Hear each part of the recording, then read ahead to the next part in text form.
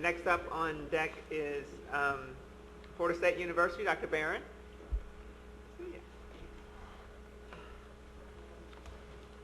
I'm joined by Ann Blankenship, who's Associate Vice President. Okay, just to launch right here. We have a new set of peers. The new set of peers is not for any other reason that the dashboard part of the work plan changed. We have always benchmarked against the top 50 publics, of which we are one. So we had to select a group. We selected a group based on their size and composition of their programs to make them as similar as possible to Florida State University, and then took a portion of those that are ranked more highly than we are as aspirational peers. You can see there sort of a brief summary that if we're looking at our own dashboard indicators, comparison with peers, and a lot of other different factors, that the areas of improvement that we feel we need are particularly in student-faculty ratios, the average faculty salaries. Those things are things that I've mentioned to the governors before in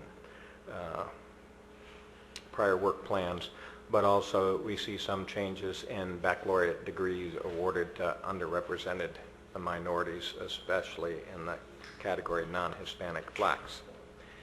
We have put all the dashboard indicators on one slide for you so that you can see in a 5-year trend everything at Florida State on the dashboard that appears to be improving and everything at Florida State that appears to be slipping a little bit. What you see is that the taller poles on that graph have us increasing significantly in terms of degrees awarded in education, in health fields, and in STEM fields, and also the number of degrees awarded to Hispanic students.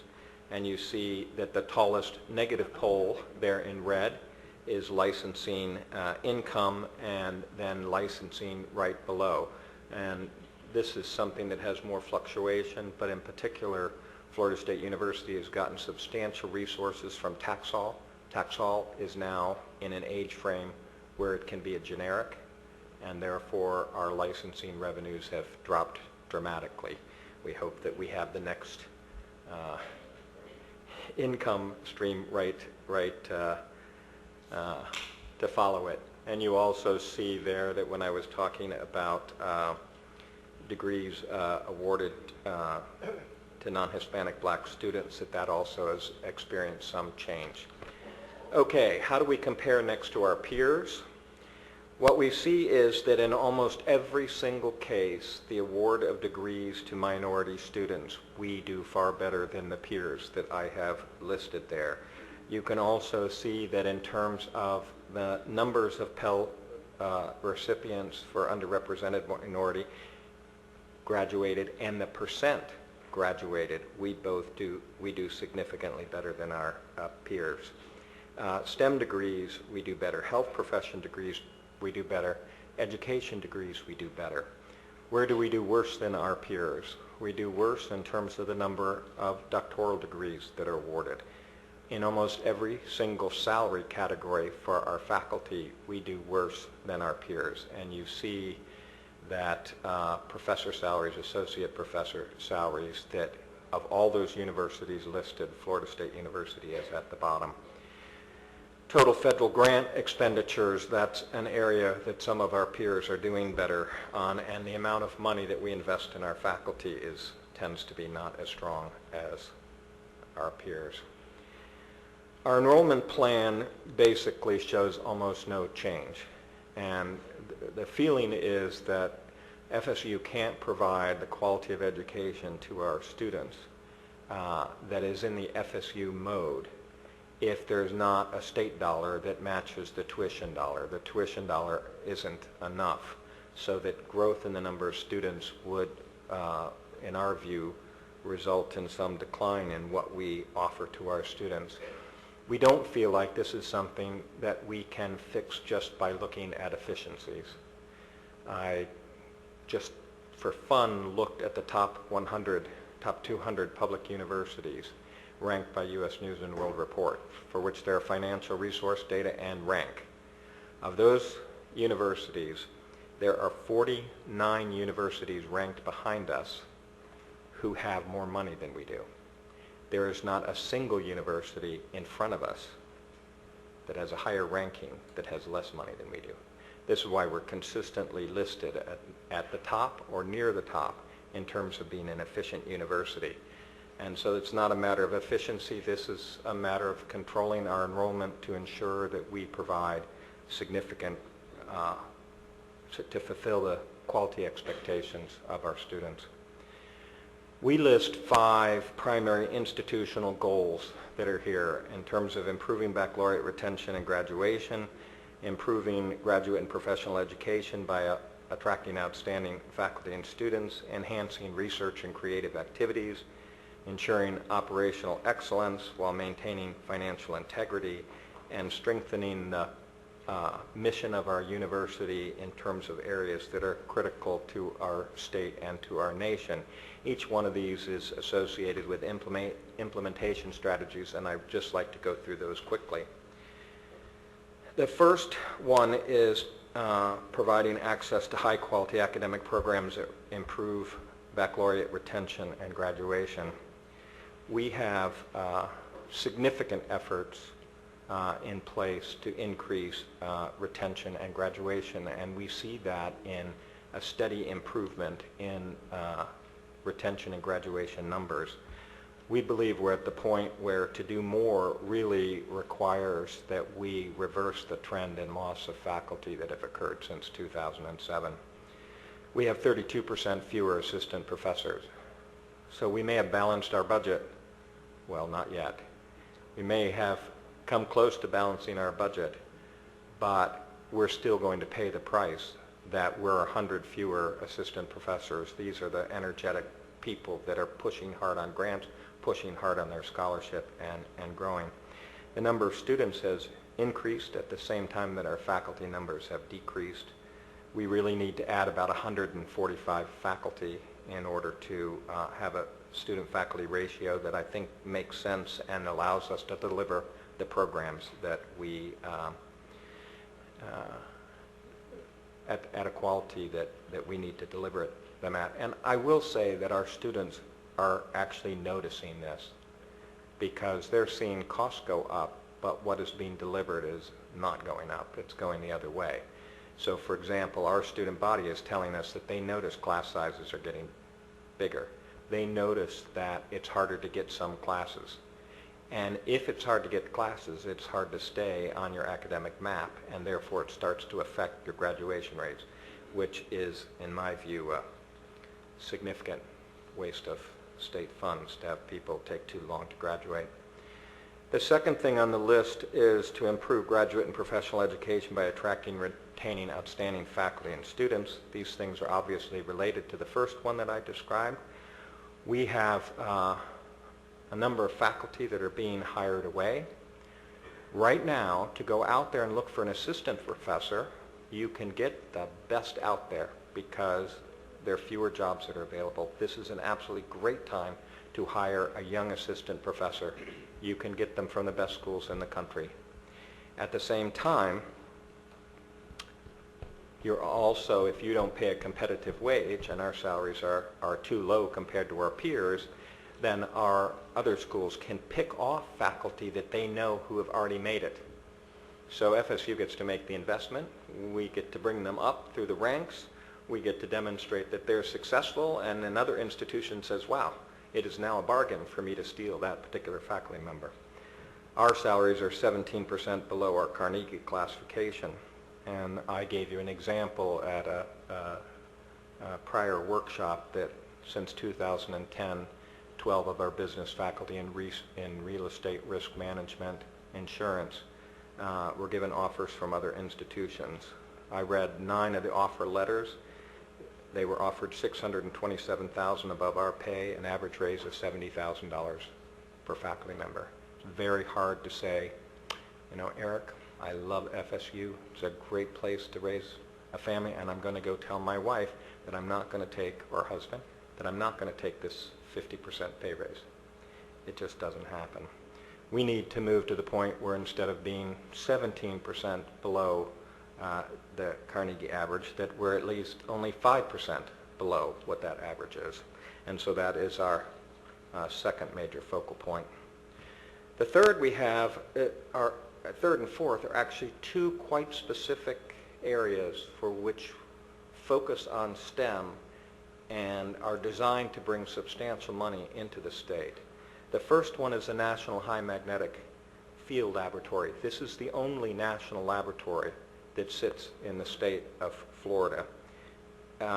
Currently, the base of that is a $32 million a year grant from the National Science Foundation. It funds 420 scientific jobs, and more than 1,000 scientific researchers from all over the world come to Tallahassee in order to work with this facility in having the world's most powerful magnets. There are another 13,500 visitors annually. We expect that that facility will bring in about $290 million in non-state resources over the next 5 years. The problem is the National Science Foundation has a requirement that national laboratories all get recompeted. And this is a very juicy plum for any institution. We stole it essentially from a very prominent institution in the Northeast. And so we expect that there'll be other institutions that will want to bid for this. If we don't have recurring dollars that says the state of Florida wants to keep this lab, then we have the potential that we would lose this facility, and it certainly generates enormous amount of money into the state. The priority 4 is another national facility. It's nicknamed Big Light. It's a free electron laser. So we have this tremendous energy spectrum, and we have a blind spot in that energy spectrum. This facility, Big Light, fills the blind spot. And one of the things that we'll be able to do is actually watch chemical reactions as they occur. It is expected to be $80 to $100 million award from the National Science Foundation. We would like to get this facility. It would go hand in hand with the magnetic lab. It would give us a tremendous national and international boost in these areas that we would like to focus on. And so there's a request in there because all of these things require the state and the university to show that they're keenly interested in having those facilities. So those two things are quite specific in terms of request in order to maintain international status in particular areas of STEM research. The fifth priority that's on there is to ensure fiscally compliant and sustainably focused university. And part of the notion here is that we have tremendous capability in auditing and in compliance, and we spend a great deal of time and attention with this. But I think there's some national statistics out there, perhaps related to the recession, that says that fraud protection is more important than ever.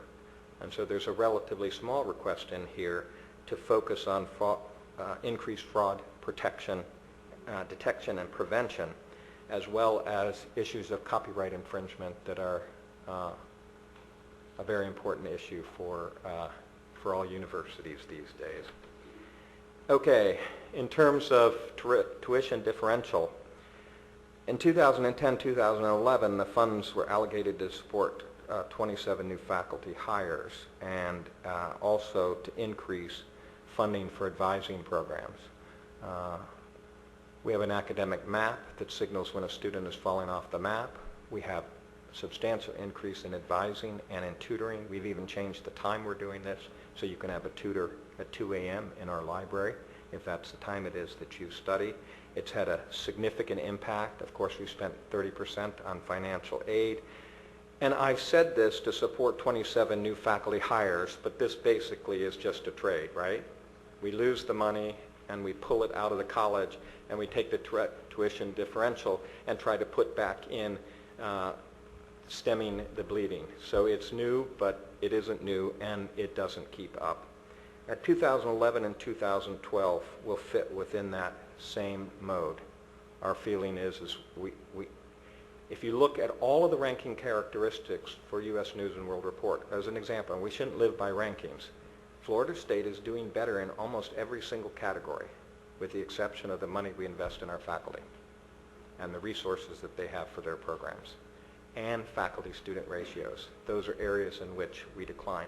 If you look at other ranking systems, for instance, the Lombardi one, then that characteristic fits, but in addition to that, national awards for our faculty is also an area for which we have to focus on.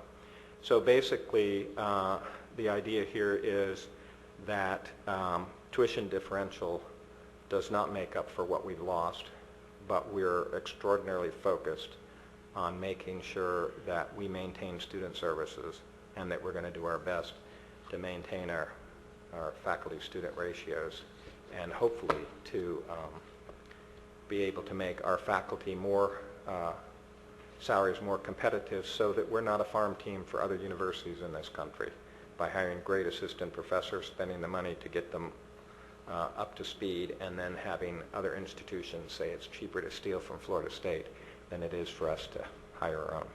Thank you very much for your attention. Thank you, Dr. Barron. Governor Beard? Yes, Dr. Barron, I want to talk to you a little bit about research. You've moved aggressively from $129 million to $220 million, almost $90 million worth of new research in the last 5 years. Where do you think you're going to be 5 years from now? That's part of the question. And obviously your work on attracting new faculty, the money that you're going to spend on that and upgrading and bringing better quality faculty to the game is going to help in that research effort. And I was wondering if you're going to target the faculty in the way of pay raises, or are you going to just give everybody a $5 million raise, and how are you going to deal with that and try to get the best and brightest to drive your research efforts? Well, as opportunities arise, we have multiple strategies that we're employing. One is to try to take our senior faculty that have experienced a very low rate of salary increase over time, but we know are very good and very productive, to try to add money in that particular category so that this salary inversion doesn't occur. Because this is also a recruiting tool from other institutions. Sure. If your idea is that you can only hire at the market rate as an assistant professor, and you have senior faculty that are making less because they haven't had raises but are productive, boy, that's either demoralizing or I start looking. So we have this year, it's called a salary plan for professors. Unfortunately, it's not a lot of money, deliberately focused on trying to take our highly productive faculty that have really salary inversion or not experienced and begin to address that directly. There are a number of people in our institution that feel that with 4 years of no raises, that something has to occur for the base, for the entire faculty. But our Board of Trustees, and I concur with it, believe that some portion of that has to be merit-based. And so we will look to make sure that we do that. You know, the other thing which is interesting, if you do get to make a counter offer, basically what you're doing is investing a merit dollar, and you just didn't budget it. It'd be far better to be rewarding people for their success than it would be to try to retroactively reward them for their success just because they've had an offer at another institution. And unfortunately, if I go all the way to the point where I've got an offer from another institution, my brain switches. You're already a ways out the door. Right. And where do you think your research dollar amount will be in 5 years? Okay. What's your goal? I think it has the potential to substantially grow. One, because we're building. Two, because I hope that in addition to just trying to satisfy student credit hours, we can begin to invest in areas for which there is substantial growth. The materials for which a PhD program is on the table for tomorrow is an area of excellence for Florida State, an area where we combine other disciplines. The potential for growth there and external research funding is absolutely enormous. We also see that in terms of our research funding, life sciences lags behind. Yet I think we have the potential, especially when you start to look at what we're doing in cognitive studies and neurology, psychology, even some of the policy things related to that. I think we've got an area for which we're getting a reputation, and we ought to be able to leverage that to an even greater reputation and start to take advantage of more of the life science funding that is coming in for research, which is an area for which we sit below our peers. If you take something like the physical sciences and the National Science Foundation, and you remove and you look across the system, Florida State ranks 1 in National Science Foundation funding. And so this is an area in STEM fields that we already have a reputation. We ought to be able to take it to the next level. What about the magnetic lab? Can that physically be moved? Well, unfortunately, if an institution, and say it's a private, but I don't know, it could be a public, is willing to put money up for the building and willing to do other things, and they have the best proposal, and Florida State doesn't have money to back it up, you can lose them. And how much of that goes into your research funding? How much does that generate out of Well, the NSF grant alone is, I think I said $32 million. I think it's 50, 55 million a year. And one other question, the Big Light, tell me about that a little bit. I mean, how many people are competing for it? We're asking for a lot of money to go compete. I just of course, the nice thing is you don't spend the money unless you win. Right. Right. And so to be able to even compete, we need to be able to put that money on the table. Right. My suspicion is that this is in a tight federal budget structure for NSF to put on the table an $80 to $100 million funded project will get the attention of just about every major research university in the country. But the Mag Lab actually is such a good partner to it that it can be a real advantage. And we also know that the Mag Lab is extraordinarily well run. And NSF likes the fact that your customer service is so strong.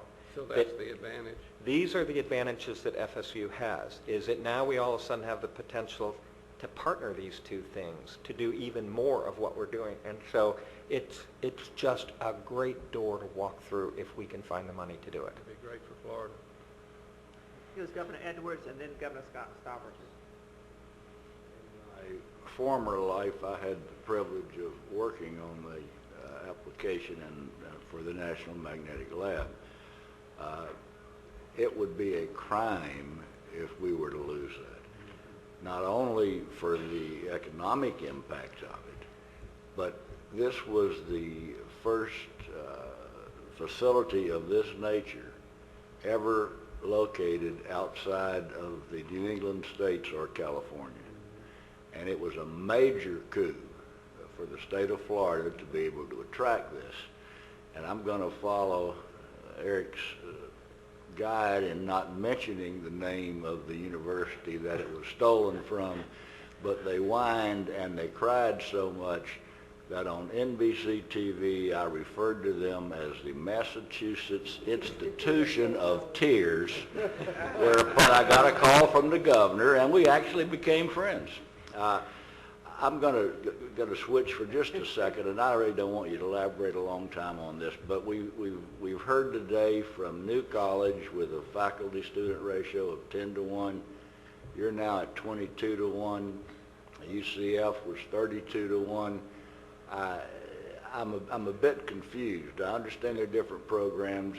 Is a lot of this really important to the educational process, or is it really more designed to respond to these various rating services? Okay, so this is the way I would say it. It becomes a convenient metric to put up there to compare institutions. What is your investment in faculty to provide education? And probably the more comprehensive your university becomes and the larger your faculty and student body it probably is suggestive of an impact on how you're delivering education. Okay, so that aside, from our viewpoint, we're watching it harder for students to get classes because we're offering fewer. And we're watching some of the student size, classroom size grow. And that certainly changes how it is that you teach. And so these are not directions that, ratings aside, these are not directions that we would prefer to go. We would prefer to look every student in the eye and say, we have just increased your tuition. We're sorry about that, but we're going to give you more. Your access increases, the number of advisors you have increases, you are going to get more services. You know, I'm fond of noting that those institutions that raised their tuition and invested it in their students have actually become more selective institutions in this country, because the students that are applying are better quality because they realize what the institution is committed to. We have 35,000 students that have applied to come to Florida State to be undergraduates this last year for 6,000 slots. It's a phenomenal number. For the admitting class, it was just under 4.0. And our median GPA, our 50% median GPA was 1750 to 1960 for GRE, for SAT scores. That number jumped 70 points compared to the previous year. We're attracting an absolutely great set of students. To be very selective. We just can't afford to then simultaneously say, and we're going to give you less. It just doesn't make sense. Gus? Serving as chair of the Foundation of Florida State with President Schleicher and Sandy Dellenbert, and Board of Regents Chair Governor Edwards. It was outstanding, and I'm going to mention the university to really beat out MIT for this MAG lab was a tremendous honor for this state. And I concur with Governor Edwards, we cannot afford to even think about losing the MAG lab. It's such a great thing for this state and for the university and for the university system. So whatever we can do to retain it, I think, is extremely important. Thank you. Any other questions? Thank Dr. you. Barron, thank you very much. Thank you very much.